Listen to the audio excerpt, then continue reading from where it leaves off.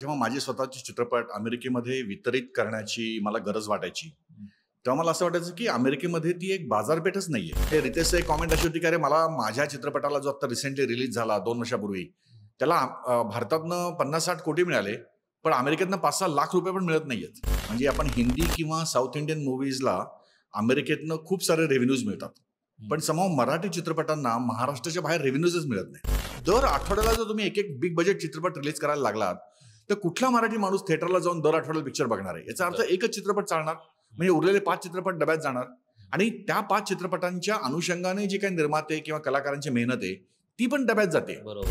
आणि या दोन्ही चित्रपटांमध्ये मी कुठलाही मसाला घातला नव्हता.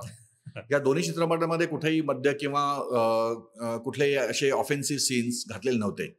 त्यामुळे प्रेक्षकांसाठी मी मसाला तयार केलेला नव्हता. So like a made in America but Marathi films. तर अशा पद्धतीच्या फिल्म्स ह्या खूपशा म्हणजे 11 ते 12 फेस्टिवलमध्ये त्या गाजल्या आणि पुणे इंटरनॅशनल फिल्म फेस्टिवलमध्ये स्वतः डॉक्टर जब्बार पटेल यांनी त्या फिल्मचं ब्रॉडकास्ट केलं आणि इथे वर्ल्ड फोरममध्ये त्या फिल्म्स लोकांना दाखवल्या. तर अशा पद्धतीने जे काही अमेरिकेतलं टॅलेंट होतं, मराठी टॅलेंट, ते पूर्णपणे आता जगासमोर आम्ही आणण्याचा प्रयत्न केला.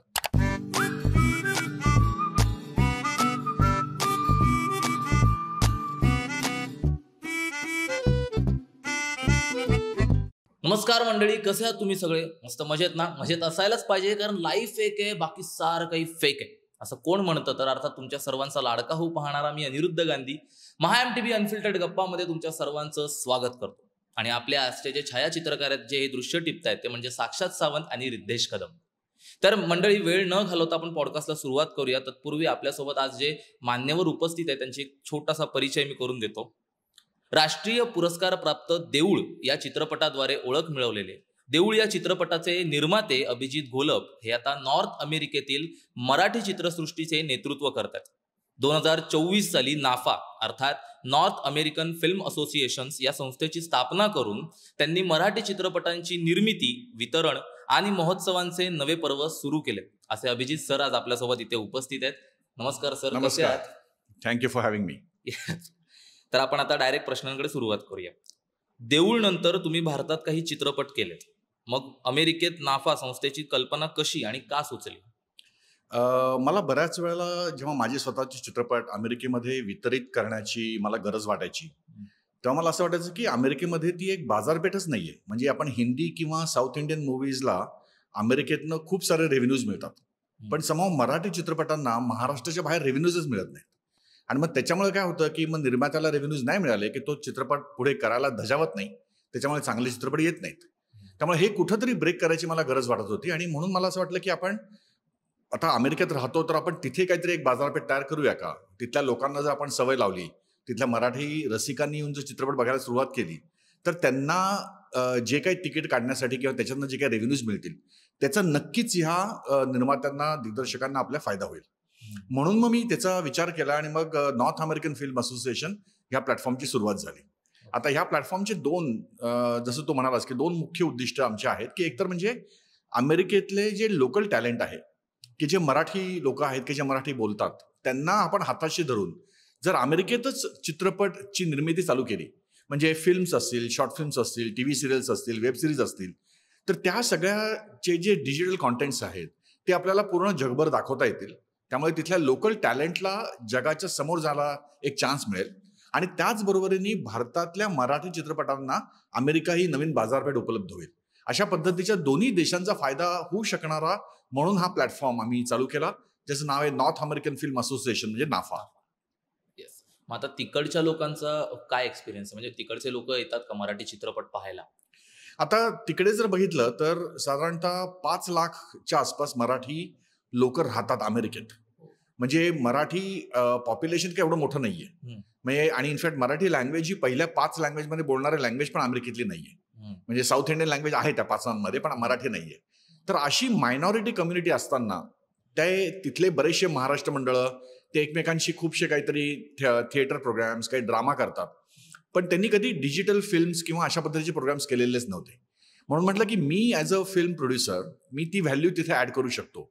म्हणून आम्ही जेव्हा हा नाफाचा तिकडे पूर्ण प्लॅटफॉर्म तयार केला, तर आम्ही गेले 8 महिन्यापासून दर महिन्याला एक असे मराठी चित्रपट तिकडे रिलीज करतोय.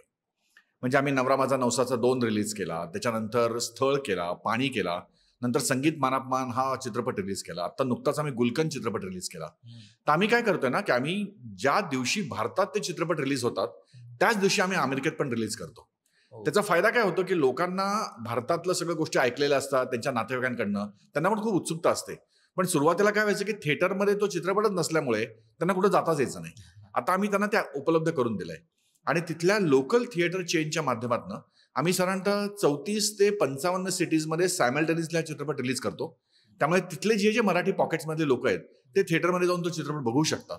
आणि म्हणजे आता 8 महिन्याचा जर कालावधी बघितला, म्हणजे तुझा जो प्रश्न होता की लोक येतात का, तर लोकांना सुरुवातीला आणायला लागलं, पण आता हळूहळू ती संख्या वाढत चालली. म्हणजे आत्ताच आम्ही जो रिलीज केलाय चित्रपट त्याच्या कलेक्शनचे जे नंबर्स आपण इंडियातले बघितले आणि अमेरिकेतले बघितले, तर अमेरिकेतनं त्यांना साधारण 20% रेव्हेन्यूज अमेरिकेतनं आलेत, की जे पैसे त्यांना आतापर्यंत आलेलेच नव्हते ते आता हळूहळू यायला सुरुवात झाली. त्यामुळे मला असं वाटतं की ही अशीच जर प्रगती पुढे चालू राहिली तर त्याचा नक्कीच मराठी रसिकांना फायदा होणार आहे आणि निर्मात्यांना पण फायदा होणार आहे. नक्कीच. नाफा या संस्थेचे 3 मुख्य उद्दिष्ट ठरवताना तुम्ही कोणते अनुभव लक्षात घेतले होते? म्हणजे अगेन मी माझ्या स्वतःच्या अनुभवातनं त्यातनं गेलो, किंवा माझे जे लोकांची गप्पा व्हायच्या, किंवा महेश मांजरेकर किंवा रितेश देशमुख, म्हणजे मला असं वाटायचं की म्हणजे रितेशचं एक कॉमेंट अशी होती की अरे मला माझ्या चित्रपटाला जो आता रिसेंटली रिलीज झाला 2 वर्षापूर्वी त्याला भारतातनं 50-60 कोटी मिळाले, पण अमेरिकेतनं 5-6 लाख रुपये पण मिळत नाहीयेत. आणि हे माझ्या मनात खूप बसलं होतं की अरे ते बरोबर गोष्ट आहे. म्हणजे एक तर लोकांना तिथं इंटरेस्ट नसेल, किंवा दुसरी म्हणजे त्यांची वितरण व्यवस्था चुकीची असेल. आणि इंटरेस्ट नसेल हा प्रकार होऊच शकत नाही, कारण मराठी माणूस हा मराठी भाषेकडे आणि मराठी कल्चरकडे ओढला जातोच. त्यामुळे मराठी सिनेमा अमेरिकन ड्रीम असं आम्ही एक ब्रीदवाक्य घेऊन नाफाची जेव्हा सुरुवात केली त्यावेळेला विचार असा होता की आपल्याला मराठी जे अमेरिकेत लोक राहत आहेत तर त्यांच्यासाठी जशी मराठी चित्रपटसृष्टी भारतात झाली तशी आपण अमेरिकेत का करू नये. अमेरिकेत एक असे छोट्या पद्धतीची चळवळ आपण का करू नये की जेणेकरून जसं मराठी चित्रपटसृष्टी कोल्हापूर, पुणे, मुंबई अशी वाढत गेली, तर तशीच जर अमेरिकेत ती आली तर अमेरिकेतला महाराष्ट्र आणि तो जगाला बघण्यामध्ये पण खूप इंटरेस्ट असू शकतो. करेक्ट. स्थापनेच्या अल्पावधीतच हजारोहून अधिक मेंबर्स मिळाले होते. यामागचं व्यवस्थापन आणि विश्वासार्हता कशी जपलीत तुम्ही? एक तर म्हणजे तिथे खूप गरज होती अशा पद्धतीच्या प्लॅटफॉर्मची, की तो प्लॅटफॉर्मच नव्हता. त्यामुळे जेव्हा ही कल्पना आम्ही लोकांसमोर मांडली त्याला पटकन लोकांनी प्रतिसाद दिला. आणि स्वतः मी ऑन्टरप्रेनर आहे आणि मी माझ्या स्वतःच्या कंपनीज बिल्ड करतो. तर आमचं एक ब्रीदवाक्य काय असतं की तुम्हाला ज्या मार्केटमध्ये एखादं होल असेल तिथे जर तुम्ही काहीतरी केलं तर तुम्हाला मार्केटमध्ये डिमांड चांगली मिळते. पण दुसरा प्रॉब्लेम असा असतो की ते होल असतं, पण त्या होलच्या आत मार्केट असतं का, हा एक दुसरा प्रश्न असतो. तर मला नाफाचं स्थापना करताना हा विचार मनात होताच, पण सुरुवातीला खूप लोक जवळ आली, त्यांनी खूप मदत केली आणि हा अल्पावधीतच साधारणतः 3000 मेंबर्स पर्यंत आम्ही पोहोचलो. त्यातले आमचे आता 800 वगैरे तर क्रिएटिव्ह मेंबर्स आहेत की जे स्वतः खूप टॅलेंटेड आर्टिस्ट आहेत, सिनेमाटोग्राफर्स आहेत, एडिटर्स आहेत. पण जसं तुम्हाला माहिती आहे की अमेरिकेत जेव्हा एखादा मराठी माणूस जातो तेव्हा तो टेक्नॉलॉजी किंवा सायन्स किंवा मेडिसिन या फील्डसाठी जातो. म्हणजे तो एंटरटेनमेंटसाठी अमेरिकेत रिलोकेट होऊ शकत नाही, कारण की ते व्हिसा आणि बाकीचे चॅलेंज असतात. त्यामुळे आमचे सगळे मेंबर्स असे आहेत की जे आलेच वेगळ्या कारणासाठी, म्हणजे त्यांचा उदरनिर्वाह वेगळ्या कारणासाठी होतोय, पण मनातला जो एक आर्टिस्ट आहे तो त्यांना अस्वस्थ करतोय आणि त्या अस्वस्थतेला आम्ही हात लावलाय आणि त्याच्यामुळे हे सगळे मेंबर जवळ आलेत आणि त्यांच्या साथीनी आम्ही ही चळवळ उभी करू पाहतोय. खूप चांगली कल्पना आहे. म्हणजे तिथल्या लोकांकडनं जे कला आहे, म्हणजे प्रत्येकाच्या अंगात एक कला असते, पण काही ना काहीतरी वेगळं काम करण्यासाठी ती कला कुठेतरी हळूहळू दबली जाते आणि नेमकं तुम्ही त्यालाच बाहेर काढताय, प्रयत्न करताय आणि यशस्वी चाललंय सगळं. खरंच खूप चांगली कल्पना आहे. आणि त्यातनं काय होतं ना की जेव्हा आता ही जी जनरेशन तिकडे गेली अमेरिकेत, तर त्यांची जी पुढची जनरेशन आहे की जी तिथं जन्मली आहे, तर त्या जनरेशनला मराठी समजतं, कारण मराठी माणसं घरात अजूनही मराठीच बोलतात. त्यामुळे घरात मराठी त्यांना समजत असतं, पण शाळा कॉलेजमध्ये त्यांची मित्रमैत्रिणी मराठी बोलत नसल्यामुळे त्यांना मराठी बोलायला त्रास होत असतो, त्यांना ते कॉन्फिडन्स नसतो. आता त्यातल्या बऱ्याच लोकांना फिल्म लाईनमध्ये यायचं असतं, कारण की आमच्या शेजारी हॉलिवूड आहे. त्यामुळे हॉलिवूडचं एक्झाम्पल त्यांच्या समोर असतात, पण त्या हॉलिवूडच्या एक्झाम्पलमध्ये त्यांना फिल्म करायचं म्हटल्यानंतर ते कॉम्पिटिशन खूप जास्त आहे. त्यामुळे हा जो प्लॅटफॉर्म आहे, ह्या प्लॅटफॉर्ममध्ये त्यांना एक अशी प्रोटेक्टेड एन्व्हायरमेंट आम्ही देतोय की जेणेकरून ते पण याच्यात येतील आणि ते याच्यात आल्यानंतर हळूहळू मराठीचा पण वापर होईल आणि आपल्याला पण चांगलं यंग जनरेशन, यंग ब्लड या चळवळीत आणता येईल. येस. बरं, जसं आपलं आता म्हणणं आहे की हे अमेरिकेबद्दल जसं वितरण आहे ते आता हळूहळू सुधारत आहे, तुम्ही ते करताय. तसंच मग आपल्या भारताबद्दलचं काय मत आहे तुमचं, की म्हणजे बरेच जण असं म्हणतात की मराठी चित्रपट तेवढा नाही चालत आहे जेवढा चालला पाहिजे. भले कथा चांगली आहे, काही दिग्दर्शक आता वेगवेगळे उतरतायत जे आउट ऑफ द बॉक्स विचार करतायत सिंपल स्टोरीला सुद्धा, पण तरीही आपला मराठी ऑडियन्स फार तिकडे खेचला जात नाही. याचं कारण काय, म्हणजे वितरण कुठेतरी चुकतंय की काही वेगळं कारण? मला असं वाटतं की आपल्याकडे टॅलेंटेड लोक आपल्याकडे पण खूप आहेत आणि ते खूप सुंदर चित्रपट काढतायत. बरं. पण माझा मेन कन्सर्न काय आहे ना, की दोन गोष्टीमध्ये. एक तर म्हणजे आपली वितरण व्यवस्था जी आहे ना, तो काहीतरी गोंधळ आहे सगळा. म्हणजे लोक जानेवारी टू मार्च पर्यंत त्यांनी जास्त चित्रपट रिलीज केलेच नाहीत आणि अचानक एप्रिलमध्ये 6 बिग बजेट पिक्चर बाहेर आले आणि त्यांना स्वतःच एकमेकांमध्ये आपटून ते एक पिक्चर गेले. म्हणजे त्यातल्या बऱ्याचशा चित्रपटांना पोटेन्शियल होतं ग्रो होण्याचं. म्हणजे आता देव माणूस सारखा चित्रपट झाला किंवा सुशीला सुजित सारखा चित्रपट झाला, तर त्या चित्रपटांना दर आठवड्याला किंवा अशी जमवाजमी चित्रपट शांतारामांचा, तर त्यांनी पण तो चित्रपट म्हणजे दर आठवड्याला जर तुम्ही एक एक बिग बजेट चित्रपट रिलीज करायला लागलात तर कुठला मराठी माणूस थिएटरला जाऊन दर आठवड्याला पिक्चर बघणार आहे? याचा अर्थ एकच चित्रपट चालणार, म्हणजे उरलेले 5 चित्रपट डब्यात जाणार आणि त्या 5 चित्रपटांच्या अनुषंगाने जी काही निर्माते किंवा कलाकारांची मेहनत आहे ती पण डब्यात जाते. बरोबर. हा सगळा विचार कुठेतरी झाला पाहिजे. म्हणजे आपल्याला जसं आपण आता एक फायनान्शियल इंडस्ट्रीमध्ये जसं एक क्रेडिट स्कोरिंग असतं ना, तशा पद्धतीच्या स्कोरिंग लोकांनी ठरवलं पाहिजे की कुठल्या महिन्यात मी माझा चित्रपट आणतोय. म्हणजे जस्ट बिकॉज शाळांच्या सुट्ट्यांना एप्रिल महिना असतो म्हणून एप्रिल महिन्यामध्ये 7, 8, 10 पिक्चर यायला लागले तर मराठी चित्रपटसृष्टी एनिवे खाली पडणारच आहे. तर ती एक व्यवस्था आपल्याला आय थिंक सुधारायला लागेल आणि तो प्रॉब्लेम म्हणजे हा जो प्रॉब्लेम आहे तो वर्षानुवर्ष चाललेला आहे. दुसरा त्याच्यात प्रश्न असा पडतोय की आपल्याला जेव्हा एखादा चित्रपट आपण काढतोय तर म्हणजे बारामती, लातूर किंवा कोकण ह्या विषयावरती काढतो, पण तो इतका पण लोकल करतो चित्रपट की त्या चित्रपटाला जर उद्या एखाद्या साऊथ इंडियन मधल्या माणसाला बघायचं असेल मद्रासमध्ये बसून, चेन्नईत बसून आणि अगदी सबटायटल जरी असतील त्याला इंग्लिशमध्ये, तरी तो चित्रपट त्याला स्वतःचा वाटत नाही. कारण की तो चित्रपटाचा जो आवाका असतो ना तो असा ग्लोबल नसतो. तो आपण खूप छोट्या छोट्या बजेटमध्ये केलेला छोटा छोटा चित्रपट अशा पद्धतीने करतो. तर तसंच जर बघितलं तर आपण साऊथ इंडियन मूवीजचा जो एक बॅनर असतो किंवा एक ग्रँजर असतो, त्या ग्रँजरमध्ये लँग्वेज कुठली का असे ना आपण तो बघतो कारण आपल्याला तो काहीतरी त्यातनं गंमत येते. त्यामुळे मराठी चित्रपटाची सेन्सिबिलिटी पण जर ती ग्लोबली प्रेझेंट केली आणि डिस्ट्रीब्युशनमध्ये जर थोड्याशा सुधारणा करून विचार करून तो चित्रपट वितरित केला तर आय थिंक ह्या चित्रपट सृष्टीला बऱ्यापैकी चांगलं स्थान परत मिळू शकतं. पण मग यासाठी काही स्पेशल करणं गरजेचं आहे का किंवा कोणालाही सांगणं गरजेचं आहे का? म्हणजे आता मराठी चित्रपट निर्मात्यांनी याची नोट घ्यायला पाहिजे.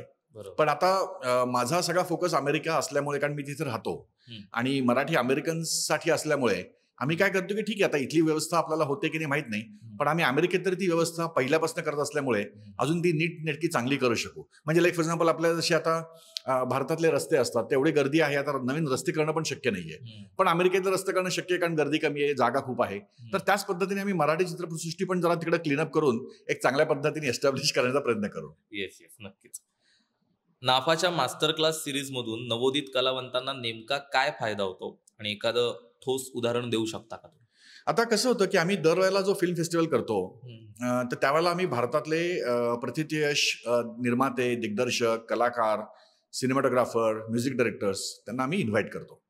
ते तिकडे आल्यामुळे अमेरिकेतले जे काही यंगस्टर्स आहेत किंवा अमेरिकेतले जे उदयनमुख कलाकार आहेत की ज्यांना त्यांच्यात कला आहे पण त्यांना अनुभव नाहीये, तर त्यांना या लोकांशी इंटरॅक्ट करायला मिळतं, त्यांच्याकडनं त्यांचा अनुभव घ्यायला मिळतो. आणि असे कलाकार लाईक फॉर एक्झाम्पल मागच्या वर्षी दिलीप प्रभावळकर किंवा डॉक्टर जब्बार पटेल यांनी स्वतः क्लासेस कंडक्ट केले आणि त्याच्यात एक 100-150 लोकांच्या सेटअपमध्ये ते आम्ही एकामागे एक वेगळे क्लासेस तिथे घेतले, वर्कशॉप्स घेतले. त्याच्यामुळे त्या लोकांना या कलाकारांशी, या निर्मात्यांशी, या दिग्दर्शकांशी इंटरॅक्ट करायला मिळालं, त्यांच्याकडनं त्यांचा अनुभव घ्यायला मिळाला, त्यांच्याकडनं खूपसं काही शिकता आलं. मागच्या वेळेला महेश मांजरेकरांनी पण घेतला, सुबोध भावेने घेतला, सलील कुलकर्णींनी घेतला, प्रसाद ओकनी घेतला. तसंच यावर्षी आम्ही आता अमोल पालेकर तो क्लास घेणार आहेत. यावेळेला सचिन खेडेकर आहेत, सोनाली कुलकर्णी आहेत, महेश कोठारे आहेत की ज्यांनी मराठी चित्रपटामध्ये खूप टेक्नॉलॉजी आणली. किंवा आपल्याकडे आता मधुर भंडारकर आहेत की जे आहेत मराठी, त्यांनी मराठी चित्रपट केलेले नाहीये.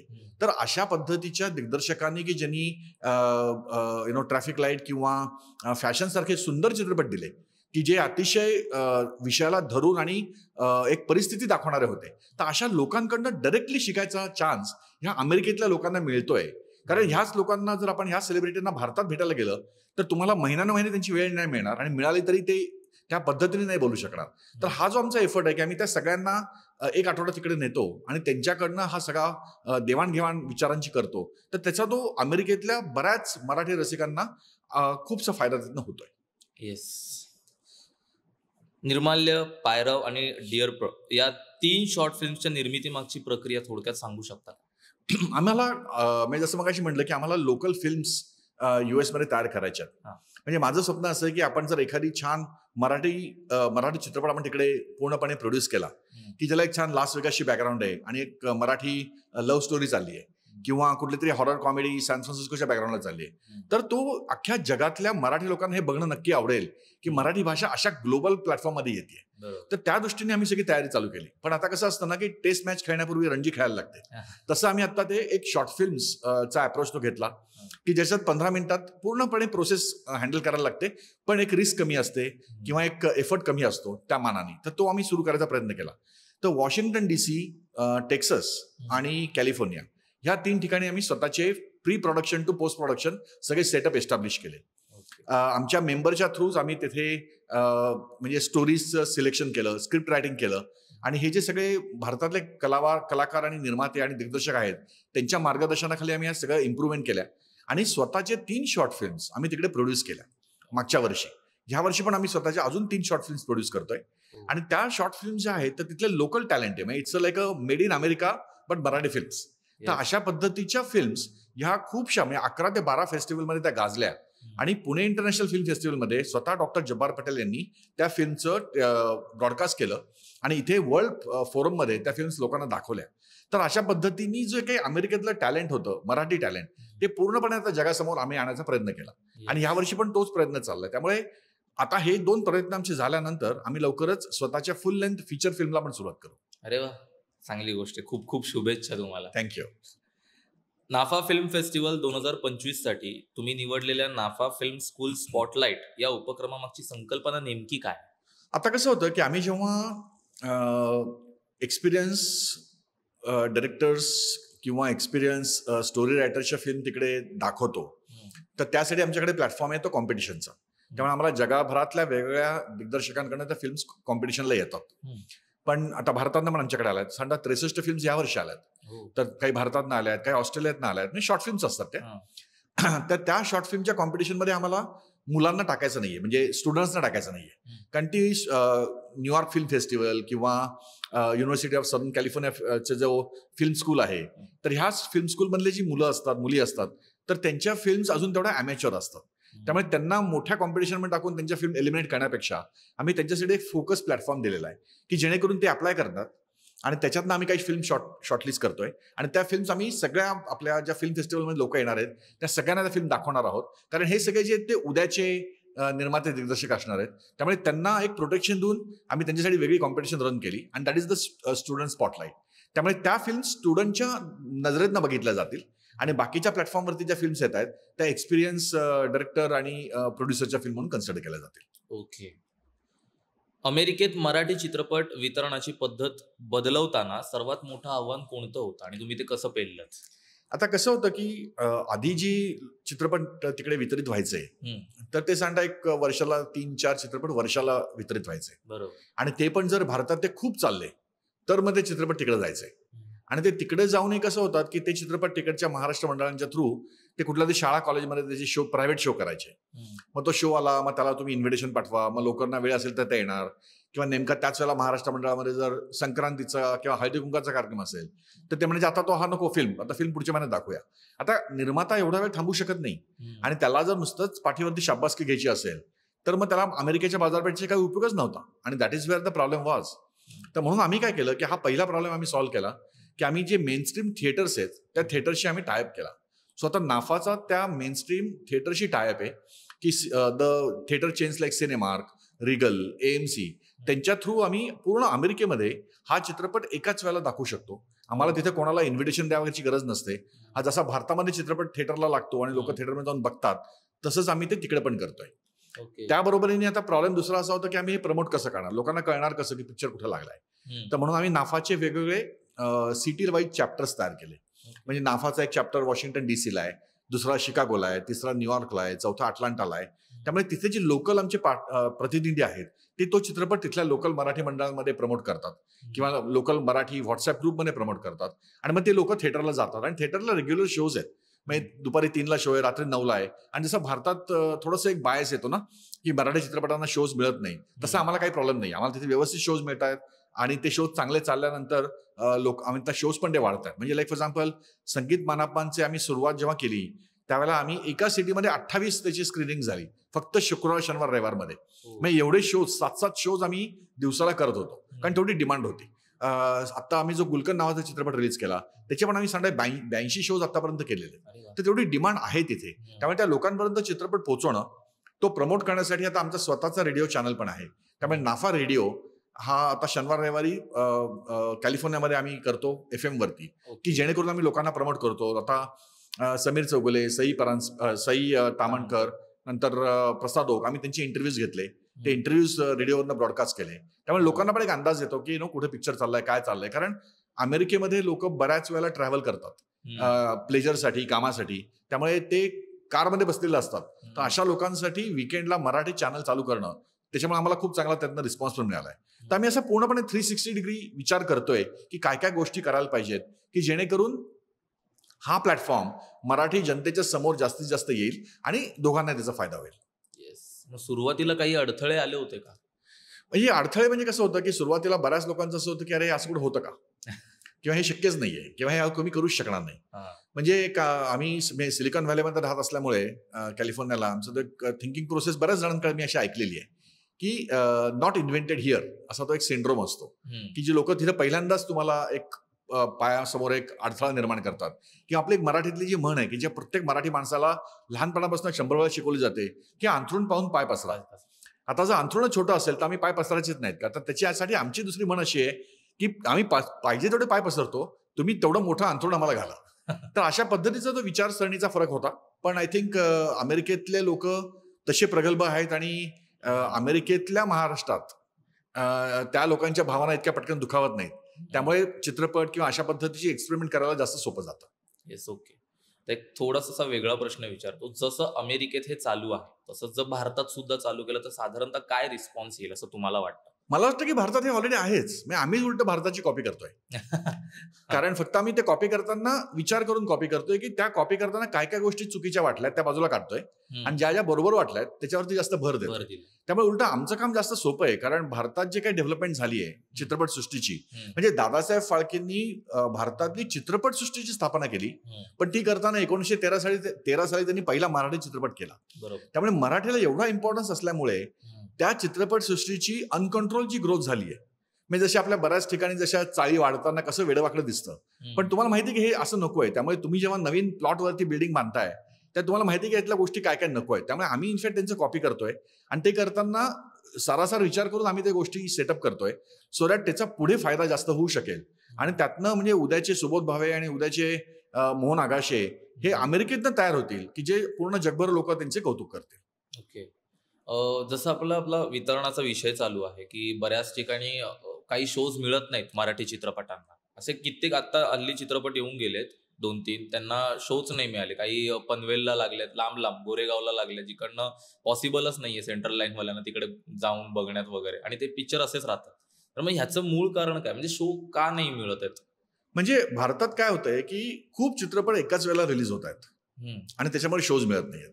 किंवा आता दुसरं जर आपण उदाहरण बघितलं तर स्थळ सारखा चित्रपट, तर स्थळ हा चित्रपट इतका सेन्सिबल आहे, पण तो लोकांना त्याचं ग्लॅमर नव्हतं, त्याचं प्रमोशन झालं नव्हतं, त्याचं प्रेझेंटेशन नव्हतं, त्यामुळे त्याला लोकांना तो प्रेझेंटर किंवा डिस्ट्रीब्युटर्स मिळत नव्हता. तर स्थळ चित्रपट आम्ही हा अमेरिकेतल्या फिल्म फेस्टिवलमध्ये दाखवला आणि लोकांनी प्रचंड त्याचं कौतुक केलं. आणि तो चित्रपट दाखवताना जयंत सोमालकर की जो अतिशय हुशार दिग्दर्शक आहे तो पण तिथे होता.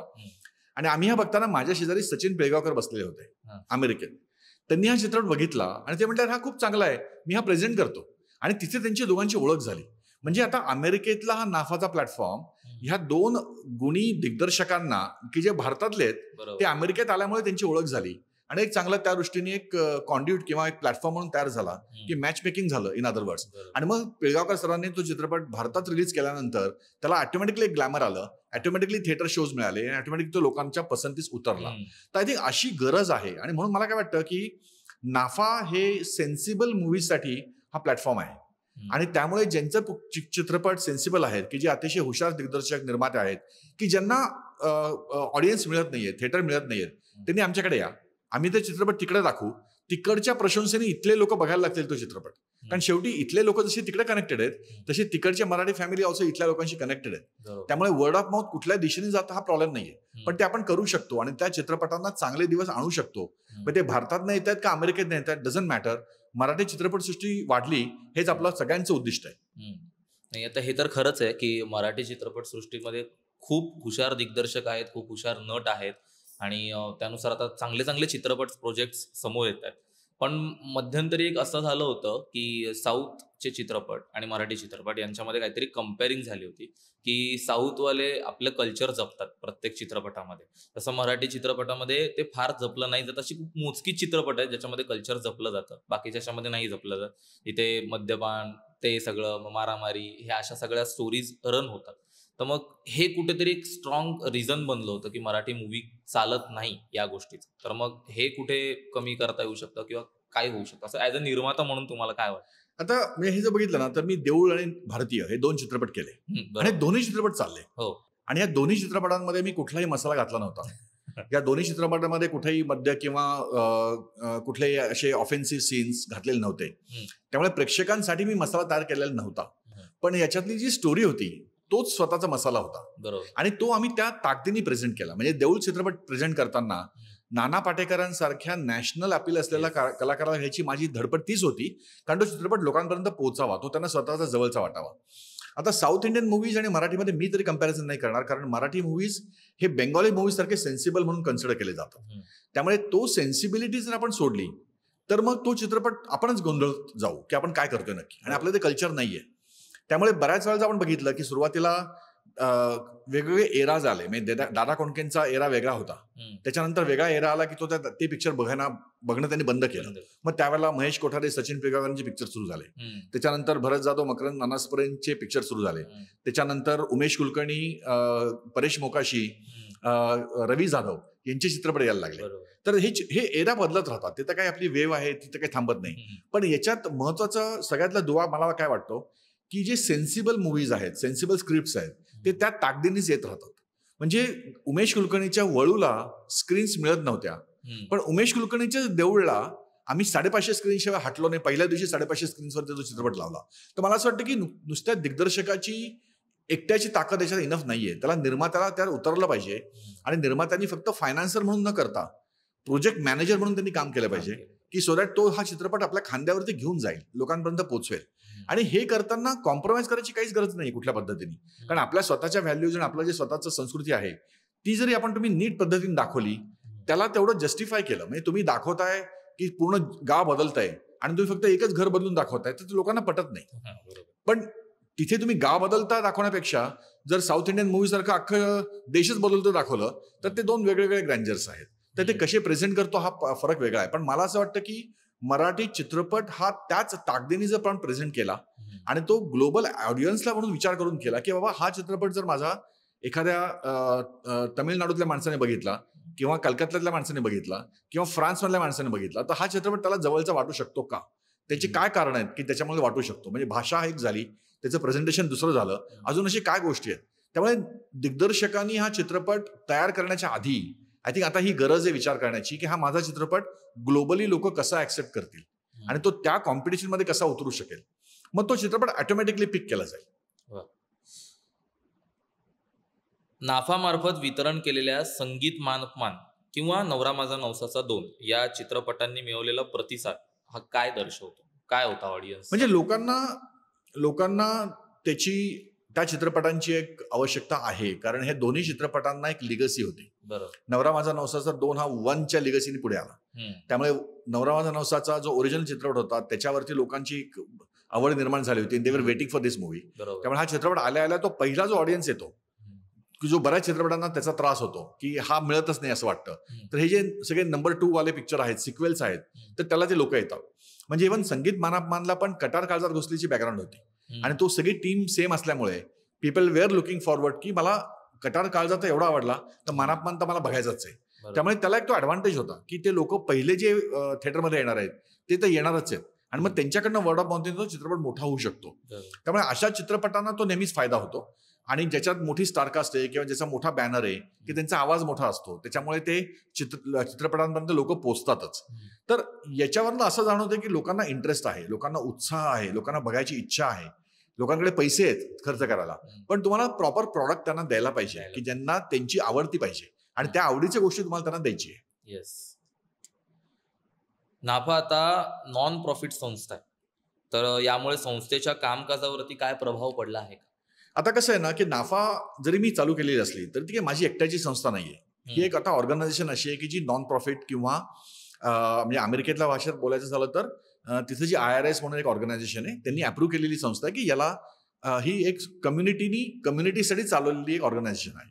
त्यामुळे आमचा पर्पज याच्यात काय आहे की याच्यानं प्रॉफिट करणं नाहीये, तर हा मराठी कम्युनिटी जी अमेरिकेतली आहे त्यांना याच्यातनं बेनिफिट द्यायचा आणि मराठी कम्युनिटी जी भारतातली आहे त्यांना याच्यातनं बेनिफिट मिळाला पाहिजे.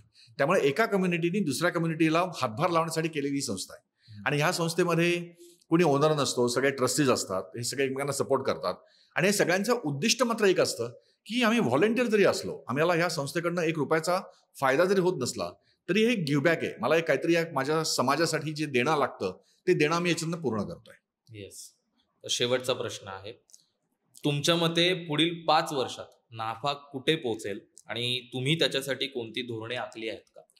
सो एक तर म्हणजे आम्ही मागच्या वर्षी नाफाचा फिल्म फेस्टिवल जो चालू केला तो ह्या वर्षी पण आमचा होतोय आणि ह्या फिल्म फेस्टिवल बरोबर आम्ही आता याच्यात एक film awards, Marathi film awards हे अमेरिकेतलं पहिलं ह्या वर्षी लॉन्च करतोय.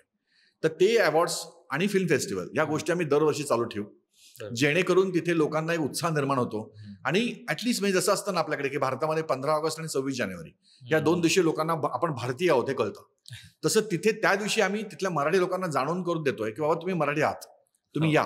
आणि मग त्याच्याने हळूहळू लोकांमध्ये एक भावना पण निर्माण होते. तर ते एक फिल्म फेस्टिवल आणि फिल्म अवॉर्ड्स याच्या मदतीने आम्ही एक तो मराठीपणा जागा ठेवतोय.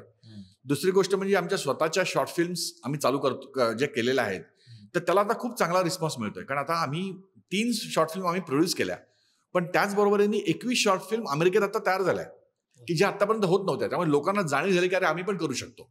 ही दुसरी चांगली गोष्ट झाली आहे.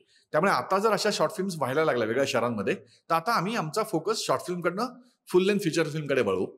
आणि तिसरी गोष्ट म्हणजे दर महिन्याला एक चित्रपट रिलीज करून मी जशी आता एक सांगा 20% रेव्हेन्यूज त्यांना अमेरिकेतनं येत आहेत, जर त्याचं प्रमाण आपल्याला सांगा 45 ते 55% नेता आलं तर हा चित्रपट सृष्टीसाठी मोठा फरक घडणार आहे. आणि त्याच्यासाठी आम्हाला पुढच्या 5 वर्षामध्ये जे आम्ही आता करतोय ते कन्सिस्टंटली करत राहायचं आणि श्रद्धा सबुरी ठेवून पुढे जात राहायचं. वा, खरंच खूप चांगली कल्पना आहे आणि तुम्हाला या नाफात भरघोस यश मिळावं हीच मुंबई तरुण भारतची इच्छा आहे आणि खूप खूप शुभेच्छा मुंबई तरुण भारतकडनं तुम्हाला.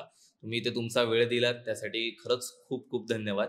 आणि मी एक स्पेशली असं सांगेन की मी एक शॉर्ट फिल्म पाहिली होती ज्याच्यामध्ये एक माणूस संपूर्ण लहान मुलांना गावागावात जाऊन चित्रपट दाखवतो. जिथे गावागावात चित्रपट पोहोचत नाही तिथे एक प्रोजेक्टर छोटा घेऊन आपला बॅगेत भरून तो प्रत्येक मुलांना दाखवतो. तर त्या शॉर्ट फिल्मचं नाव होतं सिनेमॅन. म्हणजे प्रत्येकाला सुपरमॅन माहितीये, स्पायडरमॅन माहितीये, तर आता मराठी भाषा ही अजून वाईड करण्यासाठी तुम्ही अमेरिकेत देखील तिकडे तो ऑडियन्स क्रिएट करताय, तो जमवताय. तर खऱ्या अर्थाने असं म्हणायला पाहिजे की तुम्ही खरंच सिनेमॅन आहात, की आपले इकडचे चित्रपट तुम्ही तिकडच्या लोकांना दाखवून किंवा तिकडे जो एक ऑडियन्स क्रिएट करता की मराठी चित्रपटसृष्टी देखील तितकीच दमदार आहे हे सगळ्यांना तुम्ही दाखवता. याचं खरंच खूप कौतुक आहे सर. आणि पुन्हा एकदा खूप खूप थँक्यू. तुम्ही तुमचा वेळ दिलात, आमच्यासोबत पॉडकास्ट केलात आणि बरीचशी माहिती आम्हाला दिली. आणि अमेरिकेमध्ये जिथे कला याच्यावरती तुम्ही जास्त भर देताय, खरंच खूप कौतुक आहे तुमचं. तर मंडळी, वेळ झाली आता इथेच थांबायची, पण तुम्ही कुठेही जाऊ नका. आपण पुन्हा एकदा भेटणार आहोत नवीन कलाकारासह, नवीन अनुभवासह याच पॉडकास्टमध्ये, MHA-MTV अनफिल्टर्ड गप्पामध्ये. त्यामुळे जर हा पॉडकास्ट आवडला असेल तर लाईक करा, शेअर करा आणि MHA-MTVच्या YouTube चॅनलला सबस्क्राईब करायला विसरू नका. धन्यवाद.